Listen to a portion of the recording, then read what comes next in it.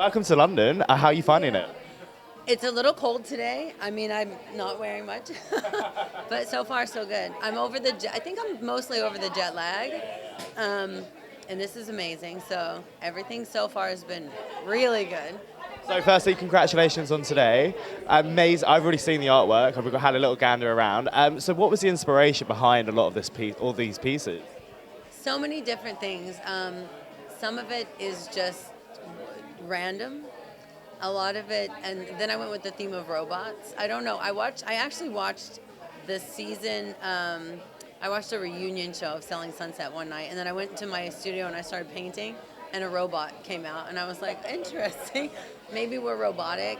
I think the world's becoming very robotic, not just because of AI, but there's so many times we just wake up and we're just like robots. We're doing the same thing over and over, and we just have become robotic to like our own lives. And so I just kind of stuck with the theme, and I really love Basquiat as an artist, and so I call my robots Basquiats. I thought it was witty and clever. Yeah, and just kind of whatever mood I'm in. I love color. Obviously, you can see everything. I try to stick with the color palette, but normally I just end up using all the different colors because I really enjoy it. So, Is there ever a piece you make and you're like, actually, I don't want to sell this. I want to keep this to myself? yes, actually, it's here tonight. So it was. I almost didn't want to bring it, and I had it in my house for about a month.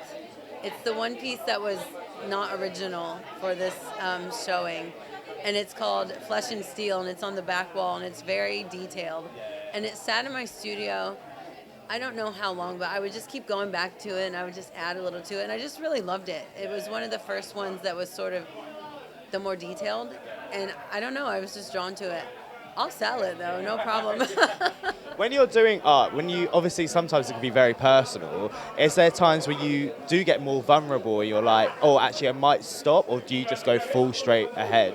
I find that if I just go for it, like if I get too much in my head and start thinking about what I'm going to paint, it's not good. I just have to start throwing paint on the canvas and just randomly going for it, and then something will come out, and then I just go from there. Because if I've tried to stop and think about like, oh, let me paint another robot or let me paint another, you overthink it, and it's like you really. And I tell my kids like you can't mess up art. Like you really, if you throw colors on a painting and it doesn't look like something that you're proud of, you just keep going until it looks cool.